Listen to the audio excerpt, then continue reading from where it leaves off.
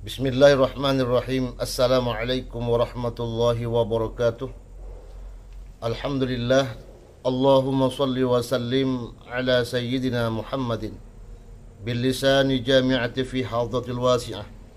Salatan tamuddu biha jismi min jismihi wa qalbi min qalbihi wa ruhi min ruhihi wa sirri min sirrihi wa ilmi min ilmihi wa amali min amalihi wa khuluqi min khuluqihi wa wijhati min wijhatihi wa niyyati min niyyatihi wa qasdi min qasdihi wa ta'udu barakatuha alayya wa ala awladi wa ala ashabi wa ala ahli asri ya nur ya nur ya nur ij'alni nuran biaqin nur.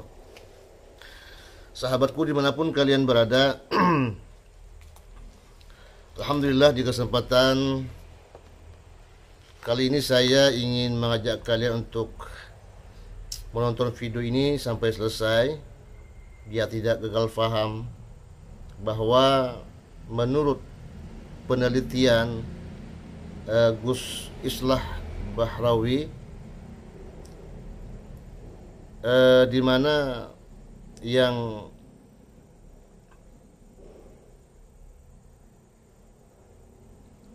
orang yang tidak percaya dengan adanya Allah yang paling tinggi itu adanya di Saudi Arabia. Apakah benar itu? Mari kita tonton videonya sampai selesai. Semoga bermanfaat. Bismillahirrahmanirrahim. Assalamualaikum warahmatullahi ta'ala wabarakatuh.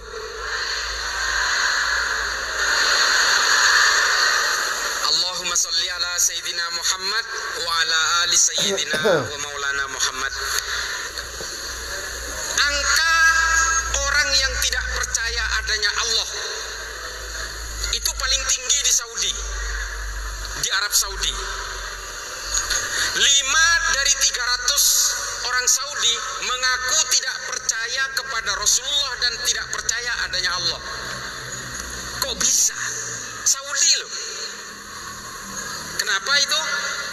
Karena di Saudi ajaran Wahabi itu, dakwah An-Najdiyah itu sangat mengekang perempuan, Bu. Jangankan dalam kehidupan sehari-hari, sampai parkir pun perempuan dan laki-laki itu harus terpisah. Parkir. Sekolah mereka harus dipisah, ke mall harus dipisah, mantenan harus dipisah. Sehingga akhirnya apa? Perempuan di Saudi itu memberontak. Loh, saya menjadi perempuan ini kan bukan kehendak saya, tapi kok Allah tidak adil kepada kalangan perempuan? Maka Saudi akhirnya melahirkan perempuan-perempuan yang tidak percaya kepada Islam, tidak percaya kepada tuntunan Rasulullah, dan tidak percaya dengan adanya Allah. Namanya Rana Ahmad, ada Jina Ali Sahnun, ada Rahaf Al-Kunun, ada Ajla, ada Aywa. Ini adalah orang-orang Saudi, perempuan yang akhirnya kabur dari Saudi karena tidak percaya Allah. Di Saudi itu dipenggal kepalanya. Yang menjadi korban dari fikih-fikih yang terlalu menindas kepada kalangan perempuan ini, akhirnya mereka memberontak dengan tidak percaya kepada Allah. Nah, ini penting, Bu. Kita kan punya cita-cita yang sama, Bu. Kalau pengen, kalau bisa ini satu Bandung ini berada di surga yang sama. Kalau ada Samir, kalau ada satu orang yang ateis, kan kita tidak ikhlas juga, Bu. Kita ketawa ketiwi di sorga, terus ada yang gelepar-gelepar di neraka, kan nggak enak juga ngelihatnya. Nah, kita inginnya punya cita-cita yang sama, satu keluarga besar, satu anak keturunan kita semuanya itu akan masuk sorga. Jangan sampai ada yang ateis, jangan sampai ada yang tidak percaya kepada Allah. Ini adik-adik sekalian, adik-adik sekalian dari santri dan siswa sekolah. Hari ini Bapak Ibu sekalian, saya mau ceritain soal ketidakpercayaan kepada Allah. Nanti saya hubungkan dengan bagaimana orang-orang NU harus menyikapi ini.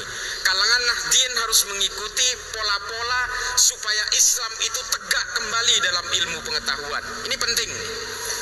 Jadi Bapak Ibu sekalian, saya kemudian punya rasa penasaran, mengapa anak muda di Arab itu lebih mudah tidak percaya adanya Allah. Saya datang, Bu. Saya datang ke beberapa kota di Arab untuk membuktikan apa pangkal penyebabnya. Yang pertama, ternyata buku-buku di Arab itu sedang naik-naiknya. Ada satu buku yang paling laris di Arab itu, judulnya The Black Hole and the Big Bang Theory of the Making of Universes. Terjemahannya gini: lubang hitam dan ledakan besar terciptanya alam semesta. Ini ditulis oleh seorang ilmuwan dari Eropa, dari Amerika, namanya Stephen Hawking. Buku ini menceritakan begini, Bu. Alam semesta ini tercipta karena hukum fisika, namanya mekanika kuantum. Terjadi karena ledakan besar akibat daya tarik listrik positif dan negatif. Sehingga kesimpulan Stephen Hawking, Bapak-bapak sekalian, Allah itu nggak ada, Tuhan itu nggak ada. Bohong itu. Allah itu diciptakan oleh manusia sebagai alat penakut. Kalian kalau mau takut jangan kepada Allah, takutlah kepada CCTV, katanya. Di buku itu. Kalian jangan jadi begal, jangan jadi jambret. Kalian harus takut kepada CCTV, karena CCTV lah nanti yang akan bercerita kepada polisi sehingga kamu ditangkap. Ini kata Stephen Hawking, dan buku ini laris sekali di Arab. Itulah mengapa kalau di googling ya, tingkat ateisme paling tinggi itu di Arab. Saya pernah ke Tunisia. Saya masuk ke toko buku, saya tanya, buku paling laris di Tunis ini apa? Toko bukunya namanya Le Librairie l'Islam, bahasa Perancis kalau orang sana. Saya tanya, apa paling laris? Ternyata paling laris itu buku yang ditulis oleh seorang ahli biologi dari Inggris, namanya Richard Dawkins. Judul bukunya itu kalau bahasa Indonesianya The God Delusion, angan-angan tentang Tuhan. Buku ini saya supaya nggak kaget kalau nemu buku ini besok-besok, adik-adik terutama ini, menceritakan bahwa Tuhannya manusia itu adalah urat saraf yang jumlahnya hampir 2 miliar di dalam tubuh manusia. Kalau manusia ini urat sarafnya kurang jumlahnya, dia lahirnya cacat. Kalau manusia normal itu dipenggal lehernya sampai putus, maka manusia itu pasti mati. Meski Tuhanmu mengatakan dia belum tentu mati, saya pastikan mati. Ini kata Richard Dawkins. Karena penghubung urat saraf antara otak dan sensor motorik adalah leher. Kalau lehernya kita tebas, maka manusia pasti mati 2000%. Ini kata Richard Dawkins. Maka Tuhannya manusia itu adalah urat saraf. Nah, ini yang dibaca oleh anak muda Arab, sehingga anak muda Arab itu nggak percaya kepada Allah, Bu. Ini kan bahaya kalau sampai diserap oleh anak-anak kita. Nah, persoalannya, kalau Tunis saja yang penduduknya hampir 100% beragama Islam, coba bayangkan ya, Bu, kalau masuk Islam itu ada acaranya, Bu, baca syahadat. Kalau masuk Katolik dibaptis. Kalau orang keluar dari Islam, keluar dari Katolik, keluar dari Kristen, nggak ada acaranya, Bu. Dia bisa keluar diam-diam tanpa orang lain tahu. Ini karena nggak ada sensus saja di Indonesia. Kalau di sensus orang ateis mungkin banyak banget. Karena apa? Karena santri, para ulama, para pemikir, cendekia dari kalangan agamawan hampir tidak berfungsi untuk melawan kelompok-kelompok orientalis yang seperti ini. Gak ada yang ngelawan. Ulama Tunis, ulama Mekah, gak ada yang ngelawan Stephen Hawking, gak ada yang ngelawan Richard Dawkins, gak ada yang ngelawan Daniel Dennett, gak ada. Coba tuh, mau apa kita? Maka kemudian generasi kita bisa digerus perlahan, dan kemudian mereka tidak percaya adanya Allah, dan mereka tidak percaya adanya agama, sehingga kalau kita suruh sholat, bisa aja sholatnya pura-pura. Karena di hatinya udah gak yakin. Dan ini menimpa generasi muda di Arab. Saya nggak bisa bahasa Sunda, makanya saya nggak bisa ngelucu. Kalau bahasa Madura saya bisa. Tapi nggak apa-apa. Serius seperti ini, tapi mudah-mudahan bisa diserapi oleh kita, kalangan Nahdien yang menjadi andalan bangsa ini. Tepuk tangan untuk NU. Nah, pada suatu kesempatan, Bapak Ibu sekalian, nah ini ironis. Saya mampir ke Berlin sepulang dari Tunis. Saya datang ke toko buku, saya tanya, ini direkam ini, mudah-mudahan banyak yang nonton. Saya datang ke toko buku, ada buku Islam nggak di sini? Lalu dia bilang ada satu. Ada yang beli nggak? Nggak ada. Ya dasar Berlin, Eropa, Islamnya minoritas, oke lah. Saya lihat bukunya itu, buku terjemahan Al-Quran yang ditulis oleh seorang ahli Islam dari Tunisia. Namanya Syekh Muhammad Thohir bin Ashur. Nama kitab tafsir Al-Qurannya itu At-Tahrir wa Tanwir. Saya iseng baca, Bu, Bapak Ibu sekalian.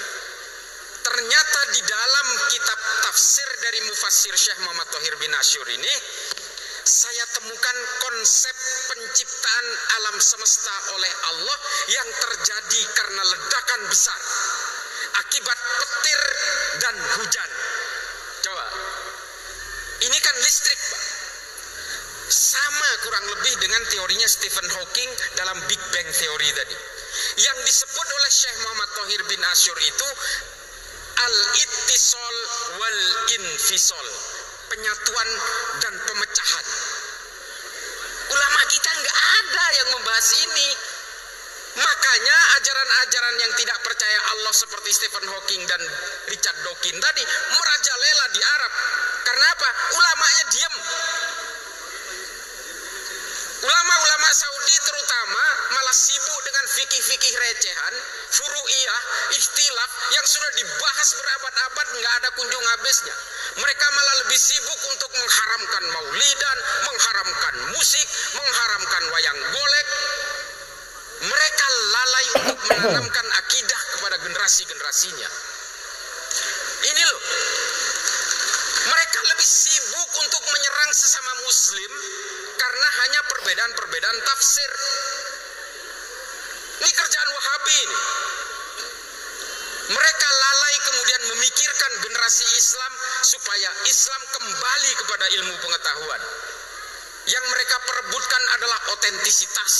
Saya yang paling asli, orang-orang NU itu tercemar ajaran Hindu dan sebagainya. Seolah-olah kiai-kiai NU, para muassis Nahdlatul Ulama itu nggak ngaji semua ke sana. Lah gimana? Musik aja diharamkan oleh Wahabi coba. Padahal musik ini kita bicara musik. Mohon maaf para kiai, mungkin saya sebenarnya hanya lebih dulu tahu kadang-kadang. Di Islam sejarah musik ini sangat panjang, Ibu sekalian, Bapak Ibu sekalian. Ada nama ulama namanya Ibrahim Al-Mausuli. Ini adalah orang pertama 80 tahun setelah Rasulullah yang mengumpulkan seluruh alat musik di Arab untuk kemudian dipentaskan di sebuah kota di Irak namanya Mosul, yang sekarang dikenal Mosul, makanya namanya Ibrahim Al-Mausuli. Dan kemudian dipentaskan juga di beberapa kota termasuk Damaskus dan Madinah. Sehingga apa? Akhirnya seorang ulama Islam namanya Al-Kindi menemukan notasi dasar musik. Setelah itu disempurnakan oleh Al-Farabi menjadi notasi yang kita kenal hari ini menjadi do re mi fa sol la si do. Nah, demikian sahabatku semua, bahwasanya sangat penting keimanan ditanamkan sedini mungkin kepada putra-putri kita, bahwasanya ilmu ketauhidan, ilmu keyakinan bahwasanya Allah Subhanahu wa taala itu ada, itu sangat penting. Intinya itu sahabat ya, bahwasanya keimanan kepada Allah dan kepada Rasulnya sedini mungkin kita wajib untuk menanamkan kepada putra-putri kita. Nah, ini sangat luar biasa sahabatku. Berbahaya jika hal-hal tersebut, apa yang disampaikan oleh Gus Islah Bahrawi ini melanda, menyerang ke negara kita. Na'udzubillah min dzalik, summa na'udzubillah. Tetap semangat sahabat-sahabatku ya. Dan jika kalian suka dengan video ini, maka di like, comment, and subscribe. Mohon maaf yang sebesar-besarnya jika terdapat hal yang kurang berkenan. Dan saya akhiri, ma'assalamah fi amanillah, assalamualaikum warahmatullahi wabarakatuh.